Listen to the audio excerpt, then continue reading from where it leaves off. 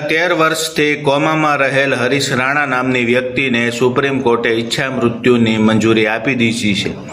આખા ભારત દેશની અંદર આ પહેલો એવો કેસ છે કે જેની અંદર સુપ્રીમ કોર્ટના જજ સાહેબે એમને મરવા માટે એમને પરમિશન આપી હોય, કારણ કે 13 વર્ષથી પોતે કોમામાં છે। આજથી 13 વર્ષ પહેલાં કોલેજની અંદર અભ્યાસ કરતા અને પીજીમાં રહેતા ચોથા માળેથી પડી જતા એ આખા કોમામાં જતા રહેલા અને 100% દિવ્યાંગ થયેલા।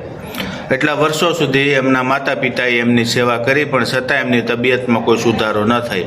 માતા પિતાએ મજૂરી કરી, પોતાના ઘર બાર ઘરેણાં બધું વેચી અને દીકરાને સાજો થાય એના માટે બહુ મહેનત કરી, છતાં પણ એમની પરિસ્થિતિમાં 1% પણ સુધારો ન થતાં આખરે કોર્ટના શરણે જતા અને આખા દેશની અંદર સૌપ્રથમવાર ઈચ્છા મૃત્યુની એમને પરમિશન આપી છે। હવેથી એમનું જે પણ લાઈફ ટાઈમ માટે જે એમની જિંદગી બચાવવા માટેનો લાઈફ સપોર્ટ હોય છે એ હટાવી દેવાનો આદેશ આપ્યો છે।